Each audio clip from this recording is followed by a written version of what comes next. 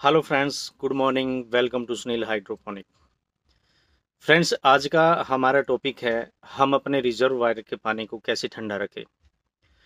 क्योंकि अगर रिजर्वायर में पानी का टेम्परेचर बढ़ेगा, 30 डिग्री से ऊपर अगर पानी का टेम्परेचर जाएगा तो उससे हमारे पौधों में फंगस आती है। क्योंकि जैसे जैसे टेम्परेचर इंक्रीज होगा, पानी गर्म होगा, वैसे ही उस पानी में से ऑक्सीजन की मात्रा कम होती जाएगी। और अगर ऑक्सीजन की मात्रा कम हो जाती है पानी के अंदर से, तो फिर हमारे प्लांट्स के जो रूट्स हैं वो ब्राउन पड़ने शुरू हो जाते हैं, रूट्स सड़ने स्टार्ट हो जाते हैं। और जब रूट्स ही हेल्दी नहीं होंगे तो पौधा न्यूट्रिशन कहाँ से उठाएगा। अब पौधा पीला पड़ना स्टार्ट हो जाता है, उसकी ग्रोथ स्लो हो जाती है और धीरे धीरे प्लांट जो है वो मरने लग जाता है, या फिर कुछ दिनों के बाद पौधा मर जाता है।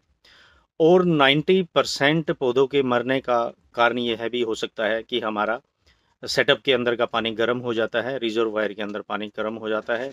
गर्मियों में बहुत बड़ा चैलेंज होता है कि हम पानी को कैसे ठंडा रखें, रिजर्वायर को। तो आज हम इसी टॉपिक पे बात करने वाले हैं। चलिए शुरू करते हैं इस टॉपिक को। फ्रेंड्स, सबसे पहले हमें एक चीज़ समझनी पड़ेगी कि क्या पानी का टेम्परेचर ठंडा करने से हमारे पौधे अच्छे से ग्रो हो पाएंगे या नहीं। क्योंकि ये जो वीडियो मैं बना रहा हूँ ये लोगों के कमेंट पे बना रहा हूँ। क्योंकि पीछे मैंने जो वीडियो बनाई थी कि हाइड्रोपोनिक में फेलियर के 6 रीज़न क्या है, तो लोगों ने कमेंट किए, आप जैसे दोस्तों ने कमेंट किए और पूछा कि हम कैसे गर्मियों में पानी को, रिजर्वायर के पानी को ठंडा रख सकते हैं। तो फ्रेंड्स देखिए, केवल पानी को ठंडा करने से पौधा सरवाइव नहीं करेगा। और हम पानी को ठंडा अगर कर भी लेते हैं, सपोज कीजिए हमारा जो क्लाइमेट है उसका टेम्परेचर 40 डिग्री है, 42 डिग्री है, और पानी का टेम्परेचर अगर हम 26-25 डिग्री बना भी लें तो उससे क्या होगा। उससे पौधे में एक तरह की गर्म सरद पौधा फील करेगा और उससे भी फंगस आने के चांसेस रहेंगे। सिंपल सी बात है, अगर हम एकदम तेज धूप के अंदर खड़े हैं और कोई आके हमारे ऊपर ठंडा पानी डाल दे तो हम लोग भी बीमार हो जाएंगे। तो पौधे का भी ऐसा ही है। अगर ऊपर का टेम्परेचर 45 डिग्री है और रूट्स का टेम्परेचर 25 डिग्री है तो भी पौधा सरवाइव नहीं करेगा।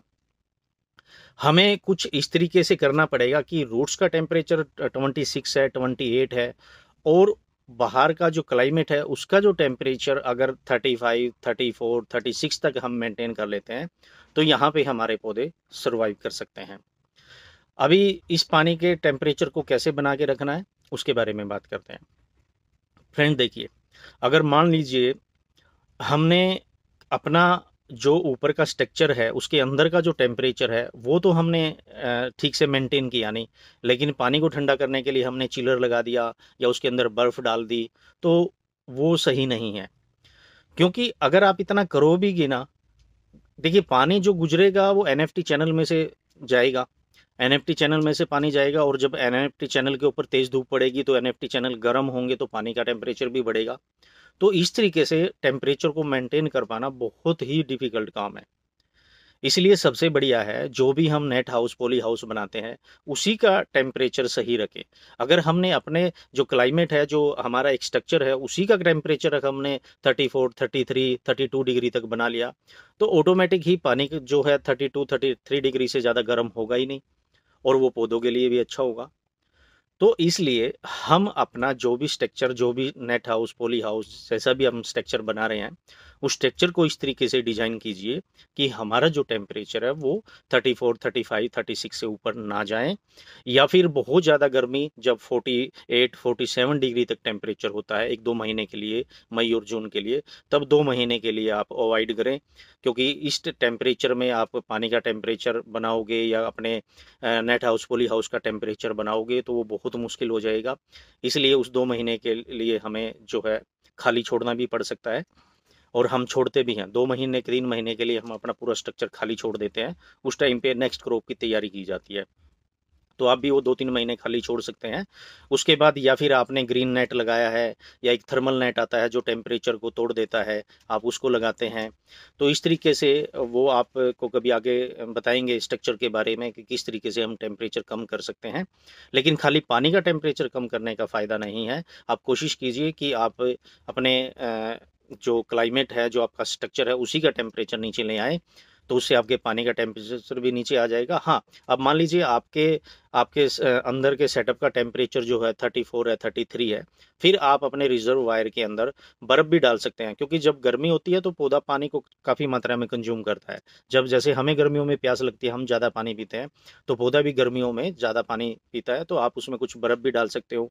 या जो जो किचन गार्डनर के लिए मैं बात कर रहा हूँ, क्योंकि जो कॉमर्शियल करते हैं उनको उनके लिए तो फिर चिलर वगैरह ही करना पड़ेगा, या फिर आप सीमेंटेड टैंक बना सकते हैं मिट्टी के अंदर।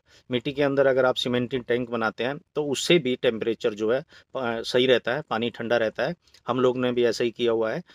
तो जो किचन गार्डनर हैं वो छत पे कर रहे हैं, तो उनके लिए पॉसिबल नहीं है कि वो सीमेंटेड टैंक और मिट्टी के अंदर नीचे दबा दें, तो वो लोग जो है बर्फ़ भी डाल सकते हैं, या कुछ बोटल्स के अंदर बर्फ़ जमा करके पानी में वो बोटल्स उसके अंदर डिप कर सकते हैं, या किसी मोटे कपड़े से, जूट की बोरी से अपने रिजर्व टैंक को ढक सकते हैं।